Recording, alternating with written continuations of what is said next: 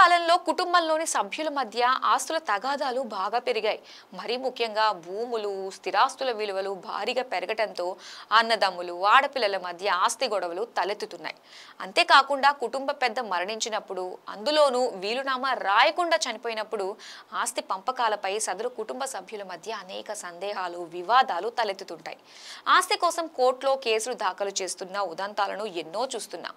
ఓ దశలో కేవలం గజం భూమి కోసం ఇప్పుడు సొంత అన్నదమ్ములు చంపుకునే వరకు వెళ్తున్నారంటే పరిస్థితి ఎలా ఉందో అర్థం చేసుకోవచ్చు. ఇలాంటి సమయంలో ఆస్తి హక్కుల పట్ల మనందరికీ ప్రాథమిక అవగాహన ఉండటం ఎంతో అవసరమని అంటున్నారు న్యాయ నిపుణులు. ఇలాంటి హక్కుల్లో వీలునామా అతి ముఖ్యమైనదని చెబుతున్నారు. కుటుంబంలో పెరిగిపోతున్న ఆస్తి తగాదాలు, ఆస్తుల కోసం కోర్టుకెక్కుతున్న కుటుంబ సభ్యులు, తండ్రి వీలునామా రాయకపోతే స్థిరాస్తులపై హక్కు ఎవరికి, ఆస్తుల హక్కులపై హిందూ వారసత్వ చట్టం 2005 ఏం చెబుతోంది? వీలునామా రాయకుండా తండ్రి మరణిస్తే ఆస్తిలో ఎవరికి వాటా వస్తుంది? కొడుక్కా కూతురికా? ఇద్దరికీ హక్కు ఉంటే ఎవరి వాటా ఎంత? ఇలాంటి సందేహాలు ఎన్నో కలుగుతుంటాయి. ఈ విషయంలో కుమారులు, కుమార్తెలు తమ హక్కుల గురించి తెలుసుకోవడం చాలా ముఖ్యమని న్యాయ నిపుణులు చెబుతున్నారు.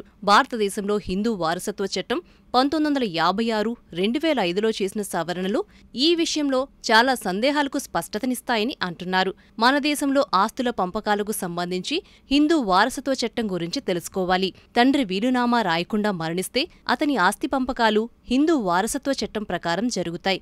ఈ చట్టం ప్రకారం ఆ వ్యక్తి ఆస్తికి క్లాస్ 1 వారసులు మొదటి ప్రాధాన్యత కలిగి ఉంటారు. క్లాస్ 1 వారసుల్లో భార్య, కుమారులు, కుమార్తెలు, తల్లి ఉంటారు. వీరికి ఆస్తి సమానంగా పంపిణీ చేయబడుతుంది. అంటే తండ్రి వీలునామా లేకుండా మరణిస్తే అతని ఆస్తిలో కుమారుడికి ఎంత వాటా వస్తుందో కుమార్తెకు కూడా అంతే వాటా వస్తుంది. ఈ క్రమంలో 2005లో హిందూ వారసత్వ చట్టానికి చేసిన సవరణ చాలా కీలకమైందిగా చెబుతున్నారు. ఈ సవరణకు ముందు పూర్వీకుల ఆస్తిలో కుమార్తెలకు కుమారులతో సమాన హక్కులు ఉండేవి కావు.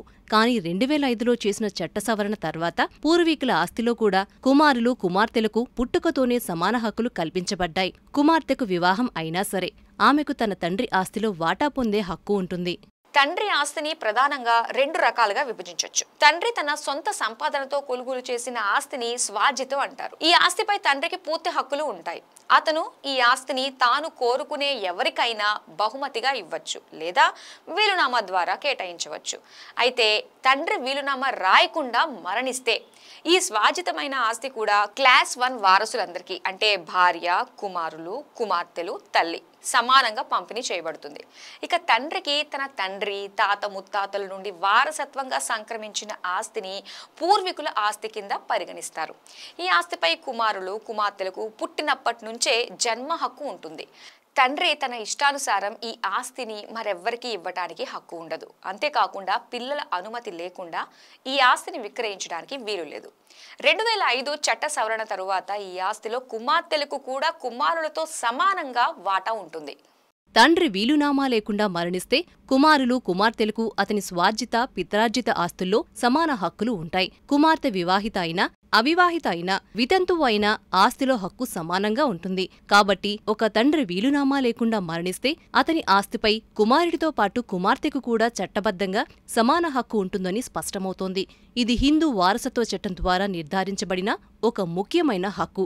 వీలునామా లేకపోవటం వల్ల కుటుంబంలో ఆస్తి పంపకాలపై వివాదాలు తలెత్తే అవకాశముంది.